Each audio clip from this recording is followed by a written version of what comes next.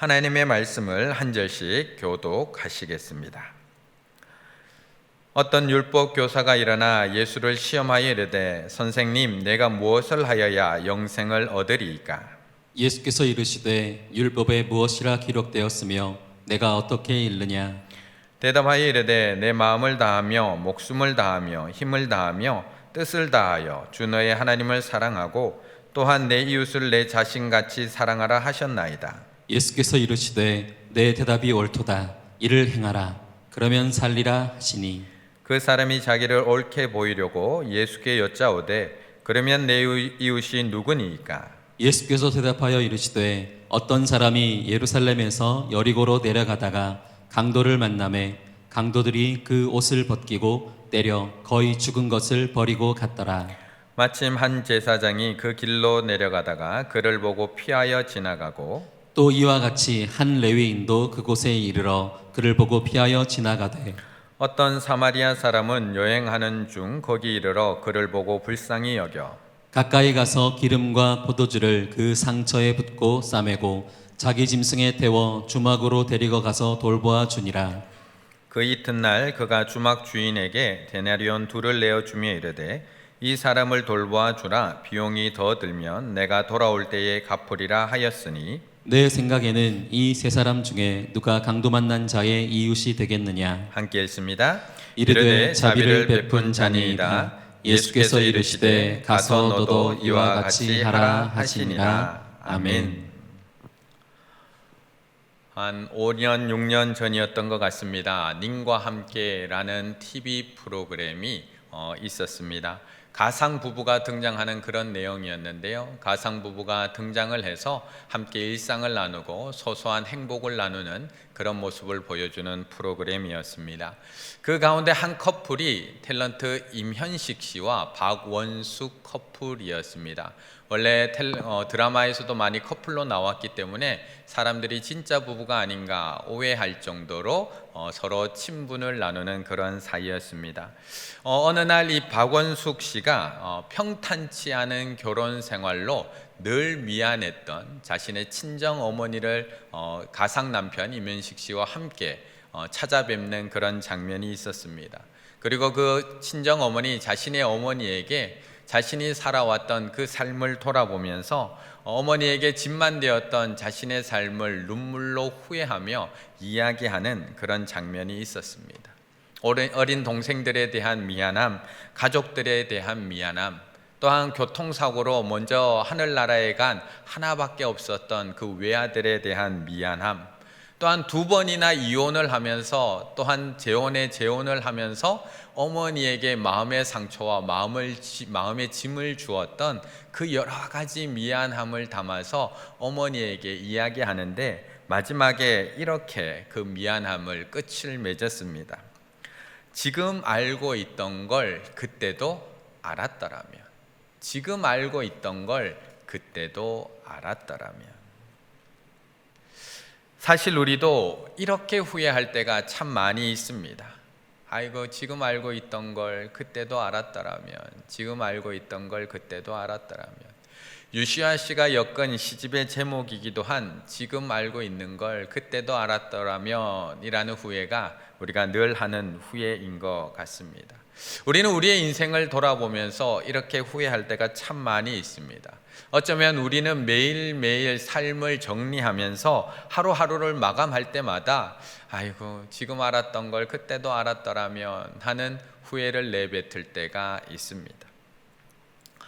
그런데 한번 가만히 생각을 해보면, 조금 더 깊이 한번 생각을 해보면 우리가 정말 몰라서 그때 그랬을까요? 우리가 정말 몰라서 그때 그렇게 살았을까요? 멀리 생각할 것도 없는 것 같습니다. 어젯밤에도 우리가 그렇게 먹으면 살찔 줄 몰라서 우리가 어젯밤에도 그렇게 먹었을까요? 우리는 살찔 줄 알면서도 먹습니다. 방학 숙제 지금까지 안 하면 방학 끝나기 일주일 전에 얼마나 고생할지 몰라서 우리의 자녀들이 그렇게 숙제를 미루고 있는 걸까요?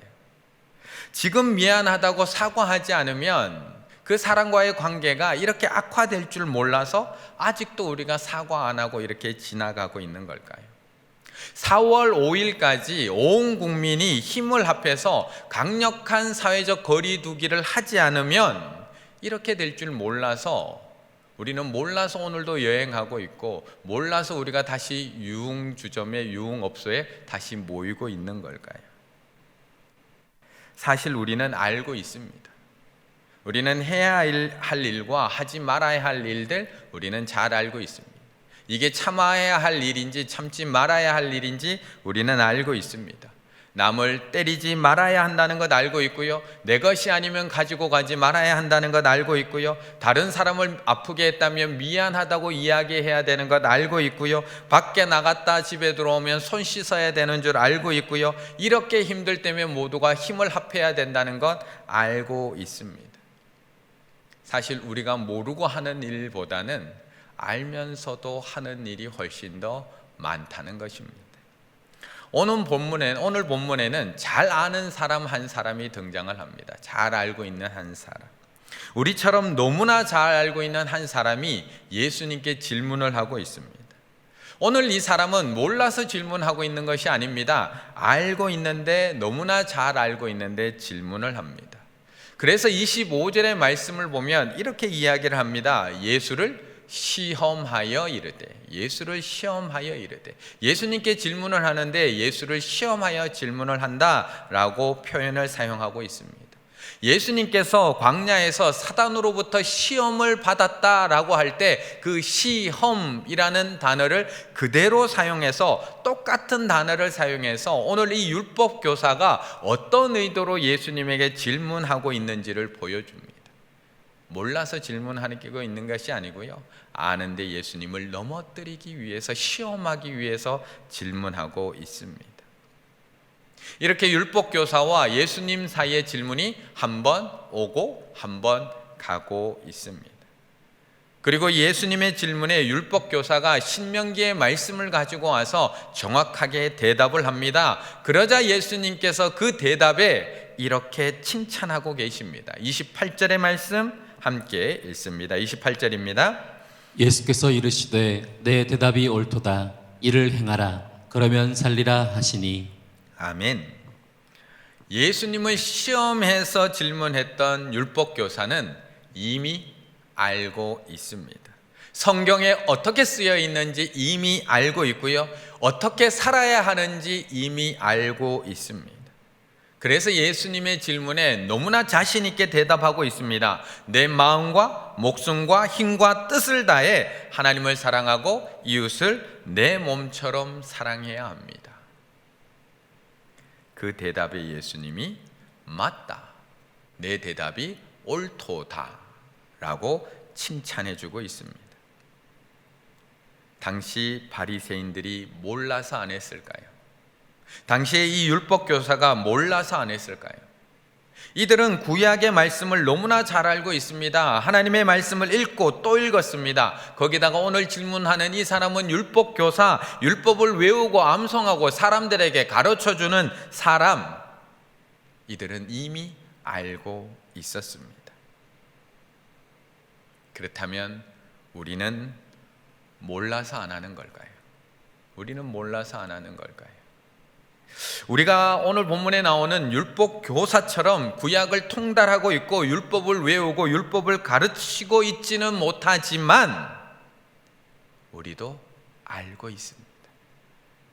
오늘 본문 선한 사마리아인 이야기, 우리는 이미 알고 있습니다. 아니요, 너무 잘 알고 있습니다. 이미 어려서부터 너무 많이 듣고 너무 많이 보고 너무나 잘 알고 있는 말씀입니다. 그렇다면 우리는 몰라서 안 하는 것 아닙니다. 요즘 텔레그램의 박사방 요즘 뉴스와 매스컴에서 너무나 뜨겁게 우리들에게 들려지고 있습니다. 코로나19로 인해서 안 그래도 힘들어하고 있는 이때에 우리의 마음을 더욱 아프게 하고 더 답답하게 만드는 사건입니다. 아동 성착취물을 소지하고 유포하는 것으로 끝났던 것이 아니라 미성년자를 포함한 74명의 그런 여자들의 인적 사항을 빼내서 그들을 협박하고 성폭행하고 그 장면을 찍어서 또 다른 성착취물을 만들어서 또한 유포하는 그런 끔찍한 범죄가 저질러졌습니다. 지금 더 심각한 것들이 계속 하나하나 드러나고 있습니다. 사이버 지존파라는 이야기가 흘러나오고 있습니다. 몰랐을까요? 이렇게 하면 안 된다는 것 몰랐을까요? 이것이 심각한 범죄라는 것 몰랐을까요? 이것이 누군가를 죽이는 일이라는 것을 몰랐을까요? 운영자뿐만 아니라 개인정보를 빼내어 주었던 구청과 동사무소에 근무했던 사회복무자들, 사회복무요원들 몰랐을까요? 직원이라 불리웠던 동조회원들, 돈을 내고 그것을 받아봤던 유료회원들 몰랐을까요? 이미 다 알고 있습니다. 이것이 잘못된 행동이라는 것, 이것이 얼마나 큰 죄라는 것 알고 있습니다. 해서는 안 되는 짓이라는 것 우리는 이미 유치원에서 배웠습니다. 나쁜 짓이 누군가를 죽이는 일이라는 것 우리의 삶 속에서 이미 다 배웠습니다. 알고 있습니다. 단지 아는 대로 살지 않았을 뿐입니다. 그런데 사실 우리도 이미 다 알고 있습니다. 오늘 본문 이 선한 사마리아인 이야기, 저의 설교를 통해서 새롭게 알고 계시는 것이 아니라 이미 알고 계십니다.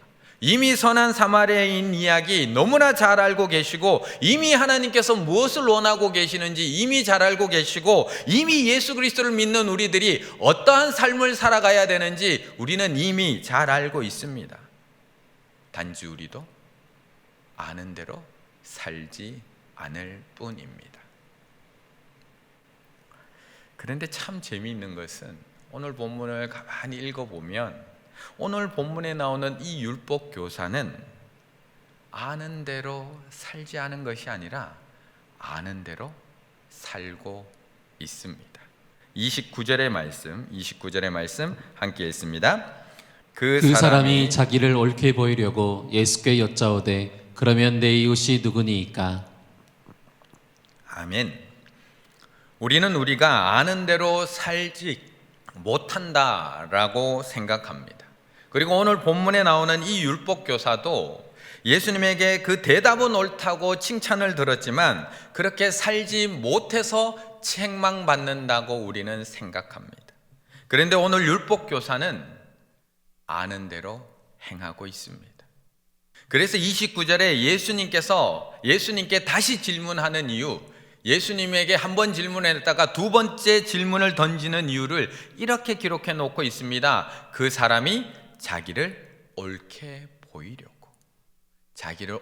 보이려고 두 번째 질문을 던집니다. 율법 교사는 예수님의 말씀, 내 대답이 옳도다, 이를 행하라, 그러면 살리라 라고 하시는 이 말씀에 부끄럽지 않았습니다. 우리처럼 찔리지 않았습니다. 우리처럼 아는 대로 살지 못함에 힘들어하지 않았습니다. 그는 당당히 하고 있습니다. 그렇게 말씀하시는 하나님 앞에서 부끄럽거나 주눅들었던 것이 아니라 자기를 옳게 보이려고 예수께 여짜오되, 자기를 옳게 보이기 위해서 예수께 여쭙니다. 그러면 내 이웃이 누구니까? 첫 번째 했던 질문이 예수님을 시험했던 질문이었다면 두 번째 던지고 있는 이 질문을 자신을 옳게 보이기 위한 질문입니다. 자신이 지금까지 잘해오고 있다는 것을 증명해 보이고 싶은 질문, 내가 말씀대로 지금까지 잘 살아오고 있음을 인정받고 싶은 질문, 그것이 두 번째 질문이었습니다. 그런데 진짜 문제는 여기에 있습니다. 진짜 문제는 여기에 있습니다. 예수님의 말씀을 들었을 때, 예수님께서 성경에 어떻게 기록되어 있고 너는 어떻게 읽었느냐라고 질문하셨을 때, 주님, 성경에는 이렇게 기록되어 있지만 제가 말씀대로 살지 못했습니다. 제가 지난주에도 하나님의 말씀을 듣고 하나님의 말씀을 읽었지만 제가 그대로 순종하며 살지 못했습니다. 주님, 저를 용서해 주세요. 제가 연약합니다. 다시 말씀대로 살아갈 수 있도록 저를 도와주세요 라고 하나님 앞에, 주님 앞에 회개하며 나아갔다면 그래도 회복할 수 있는 기회가 있었을 것입니다. 근데 율법 교사는 저처럼 착각하고 있습니다. 자신이 말씀대로 행하고 있다고 착각하고 있습니다. 예수님께 자신의 옳음을 보여주고 싶을 정도로 자신감에 차 있습니다. 그래서 예수님에게 두 번째 질문을 던집니다. 내 이웃이 누구입니까? 옳게 보이기 위해 질문을 던집니다. 율법 교사에게도 이웃이 있었습니다. 자신이 살고 있는 좋은 아파트에 함께 살고 있었던 앞집과 옆집과 윗집과 아랫집에 이웃이 있었습니다.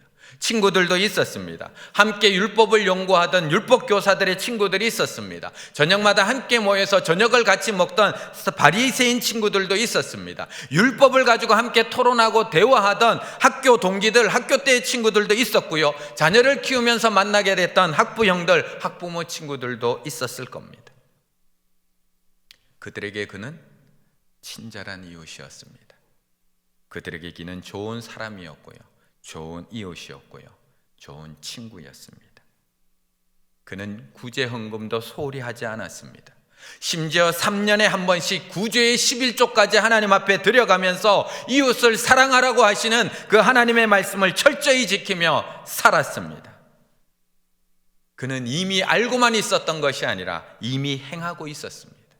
그래서 예수님의 말씀에 아무런 찔림도 없이, 아무런 반성과 아무런 회개도 없이 자신이 있었습니다. 당당할 수 있었습니다. 내가 규정하고 있는 나의 이웃, 내가 정해놓은 나의 친구에게 그는 이미 행하고 있었기 때문에 오늘 예수님의 말씀에 당당합니다. 어쩌면 목사인 제가 이 선한 사마리아인 이야기를 듣고 또 들어도 아무런 찔림이 없는 이유, 제가 이 선한 사마리아인 이야기를 읽고 또 읽어도 아무런 반성이 되지 않는 이유, 제가 이 선한 사마리아인 이야기를 오늘 다시 설교함에도 불구하고 이렇게 아무런 회개 없이 설교할 수 있는 이유, 나는 이미 행하고 있다는 착각 때문입니다. 나는 이미 그렇게 살고 있고, 나는 이미 나의 이웃에게 그렇게 친절하게 대하고 있고, 나의 이웃에 대해 그렇게 도와주고 있다라고 착각하고 있기 때문입니다. 며칠 전에 집에 들어가는데 저희 집 아파트 문 손잡이에 예쁜 봉지, 예쁜 가방 하나와 포스트잇에 붙어있는 편지 하나가 있었습니다. 이건 뭐지 궁금한 마음에 그 가방을 빼서 집으로 가지고 들어갔습니다. 그리고 그 앞에 있는 포스트잇에 쓰여진 예쁜 편지글을 읽어보게 되었습니다. 거기에는 이렇게 쓰여 있었습니다. 안녕하세요. 703호 언니예요. 저희 집이 702호입니다. 할인이가 준 간식들 잘 받았어요. 우리 집 강아지가 너무 잘 먹고 신나해요. 코로나 때문에 밖에 잘 못 나가서 답답할 텐데 조금만 참아봐요. 우리 간식 고마워요. 저희 딸이 사순절 숙제로 이웃에게 음식을 나눠주어요 라는 미션을 실천했더니 그 선물을 받은 앞집 언니가 저희 딸에게 다시 예쁘게 가자 선물과 함께 이렇게 예쁜 편지, 포스트잇 편지를 보내주었던 겁니다. 우리는 이미 행하고 있습니다. 예수님처럼은 아니지만 앞집과 옆집에 사는 이웃들에게 이미 나눔을 실천하고 있습니다. 같이 학교 다녔던 친구들, 같이 사역했던 목회자들, 같은 아파트에 오고 가며 만나는 이웃들, 경비하시는 분들, 청소하시는 분들 제가 친절히 대하고 있습니다. 나눌 수 있는 건 나누려고 노력하고 있습니다. 어려움 만나면 도와주려고 하고 있습니다. 그런데 그러다 보니 제가 선한 사마리아인인 줄 착각하고 있습니다. 제가 말씀대로 살아가고 있다고 착각하고 있습니다. 제가 하나님의 그 마음을 다해서 하나님을 사랑하고 또한 이웃을 사랑하고 있다고 자부하고 있습니다. 그래서 오늘도 하나님의 이 말씀 앞에서 이렇게 당당할 수 있는 것입니다. 그런데 예수님은 이렇듯 조금도 찔림이 없는 우리들에게 어떤 사마리아인 이야기를 들려주시면서 다시 질문을 던지고 계십니다. 36절의 말씀 함께 읽습니다. 내 생각에는 이 세 사람 중에 누가 강도 만난 자의 이웃이 되겠느냐? 아멘. 예수님의 마지막 이 질문은 율법교사의 시각을 완전히 바꾸고 있습니다. 자신의 생각과 자신의 기준에 갇혀서 내 이웃은 누구입니까? 저는 이미 그것을 하고 있습니다 라고 내가 정해놓은 이웃, 나와 마음이 맞는 형제와 자매, 내가 생각하는 그 구제에 만족해서 살아가고 있는 우리들의 그 잘못된 기준을 완전히 무너뜨리고 있습니다. 누가 강도 만난 자의 이웃이 되겠느냐? 누가 강도 만난 자의 이웃이 되겠느냐? 너는 내 스스로 너의 이웃에게 최선을 다하고 있다고 착각하며 나에게 당당하게 이야기하고 있지만 강도 만난 사람도 너를 이웃으로 생각하고 있느냐? 너는 내가 행하고 있는 작은 선행과 작은 구제를 통해서 만족하고 충분히 이웃에게 잘하고 있다고 자신 있게 이야기하고 있지만 그 사람들도 너를 이웃으로 생각하고 있느냐? 너는 지금 조금도 꺼리낌 없이 오늘 이 말씀을 묵상하고 감히 설교하고 있지만 강도 만난 사람들도 너를 이웃으로 생각하고 있느냐 묻고 계십니다. 어쩌면 우리는 우리가 행하는 작은 선행을 통해서 우리가 말씀대로 살아가고 있다고 착각하고 있는지도 모르겠습니다. 어쩌면 우리는 우리가 실천하고 있는 작은 나눔과 구제를 통해서 내가 할 수 있는 최선을 다하고 있다고 스스로 위안하며 살아가고 있는지도 모르겠습니다. 어쩌면 힘들어하고 아파하는 이들을 위하여 매일매일 기도하고 있는 것으로 율법 교사들처럼 주님 앞에서 저는 이웃사랑의 실천을 다하고 있노라고 당당하게 이야기하고 있는지도 모르겠습니다. 2019년 6월에 엘살바도르에서 한 아빠가 23개월 된 딸을 데리고 미국으로 건너가기 위해서 리오그란데 강을 건너가게 됩니다. 그런데 그만 그 강에 빠져서 아빠와 23개월 된 딸은 익사하게 됩니다. 당시에 그 익사한 이 사진이 매스컴을 뜨겁게 달구게 되고요. 사람들이 이 사진을 퍼서 많은 서로에게 옮겨가며 마음을 슬퍼하며 연민을 나누기도 했던 사진입니다. 당시 이 사진은 많은 사람들의 마음에 분노도 일으켰고요. 또한 우리들의 마음에 연민도 일으켰습니다. 미국에서는 5조 원이나 되는 긴급 예산이 승인되기도 한 사건이었습니다. 그런데 사람들의 손에 의해서 사진이 계속해서 퍼져나가며 슬픈 일이라고 그렇게 연민의 정을 느끼고 있을 때 한 칼럼니스트가 뉴스위크지에 이렇게 글을 싣습니다. Stop posting, take action. Stop posting, take action.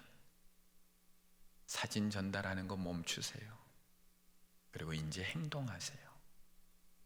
그는 우리에게 이 사진을 게시하고 전달하는 것 이제 그만하라고 이야기합니다. 사진을 보면서 연민을 느끼고 슬픈 마음으로 이 사진을 전하면서 난 할 일 다 했다. 내가 같이 마음 아파해 주는 것만으로도 할 일 다 했다. 이것으로 의무를 다했다고 생각하는 것을 멈추라고 이야기합니다. 그리고 행동하라고 촉구합니다. 우리가 사진을 보며 아파하고 연민을 느끼는 것, 사진을 전하는 것으로 우리 할 일이 끝난 것이 아니라 저들을 돕기 위해서 움직이는 것까지 가야 한다라고 우리에게 이야기하고 있는 것입니다. 우리는 코로나를 만나 고통 중에 있는 사람들을 우리의 이웃이라고 이야기합니다. 그들을 위해서 우리는 기도하고 있습니다. 우리는 코로나19 그 현장에서 자신의 삶을 바쳐가면서 헌신하고 있는 우리 의료진들과 봉사자들을 우리는 이웃이라고 이야기하며 우리는 기도하고 있습니다. 우리는 코로나19로 고통받는 그 지역들과 환우들을, 그리고 경제적으로 어려움 속에 있는 그 사람들을 이웃이라고 생각하며 우리는 오늘도 저녁마다 기도하고 있고 성전뜰에 나와 그들을 위하여 기도하고 있습니다. 그런데 오늘 주님은 우리에게 물으십니다. 누가 강도 만난 자의 이웃이 되겠느냐? 누가 나의 이웃이냐고 묻고 계시는 것이 아니라 누가 강도 만난 자의 이웃이 되겠느냐라고 우리에게 묻고 계십니다. 강도 만난 자도 율법교사를 이웃이라고 생각했을까요? 강도 만난 자도 우리를 이웃이라고 생각하고 있을까요? 사실 우리도 힘듭니다. 우리도 어렵습니다. 우리도 코너라는 그 강도를 만나서 쓰러질 지경입니다. 하지만 다행히 우리에게는 주님이라는 참된 이웃이 있습니다. 주님께서 강도 만나 죽을 수밖에 없는 우리에게 먼저 찾아와 주셨고, 우리를 먼저 싸매어 주셨고, 우리를 먼저 살려 주셨고, 우리를 일으켜 주셨습니다. 그래서 우리는 오늘도 이렇게 쓰러지지 않고 하나님 앞에 나와 예배할 수 있고 우리는 하루하루를 살아갈 수 있는 것입니다. 그렇다면 우리도 이제 강도 만난 사람들의 이웃이 되어가야 합니다. 지금은 우리가 그들의 이웃이 되어야 할 차례라는 것입니다. 우리 충일교회가 오늘부터 2주간 하루 한 끼 금식을 하려고 합니다. 우리 교회가 매년 해오던 일입니다. 그런데 사실 제가 조금 망설였습니다. 사순절이 시작되면서 했어야 되는데 제가 조금 망설였습니다. 나도 힘든데, 우리도 힘든데, 우리 교우들, 우리 성도님들도 힘든데, 그래서 제가 망설였습니다. 그런데 잘하고 있는 줄 알며 살아가고 있는 저에게 주님께서는 질문을 던지셨습니다. 그리고 이 질문에 제가 대답할 말이 없습니다. 누가 강도 만난 자의 이웃이 되겠느냐? 누가 강도 만난 자의 이웃이 되겠느냐? 올해는 조금 늦기는 했지만 함께 힘을 모았으면 좋겠습니다.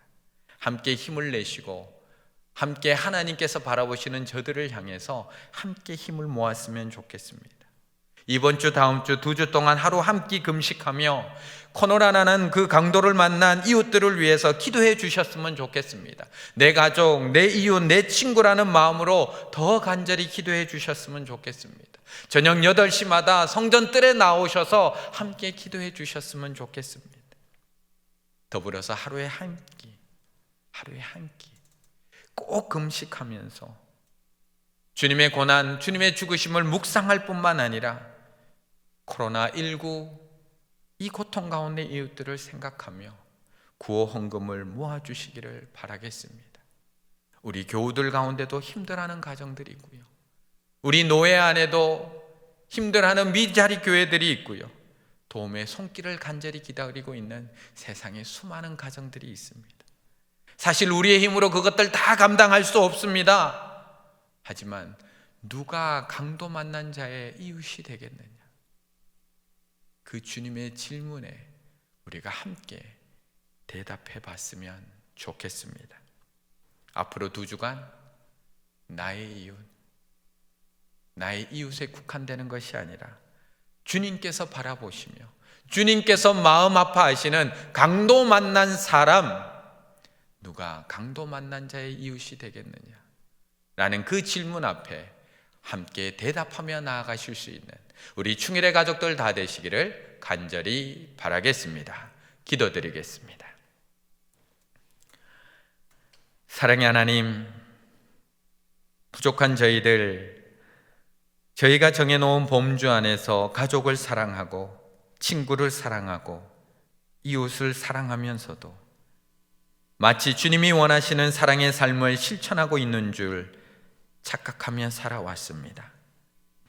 오늘도 강도 만난 사람들은 쓰러져 죽어가고 있고 주님은 그들을 보며 마음 아파하고 눈물 흘리고 계시는데 저희는 그 주님의 아픔을 함께 나누지 못했습니다. 이 시간 우리의 부족함을 용서하여 주시고 나의 이웃을 넘어 강도 만난 자의 이웃이 되게 하여 주시옵소서. 그들을 도울 수 있는 마음을 허락하여 주시고 먼저 다가갈 수 있는 용기를 허락하여 주시며 나의 것을 나누어 그들을 일으켜 세워줄 수 있는 주님의 사랑을 갖게 하여 주시옵소서.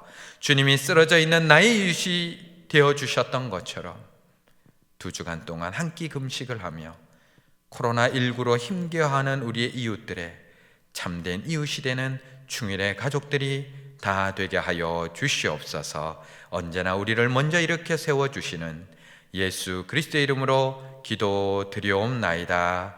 아멘.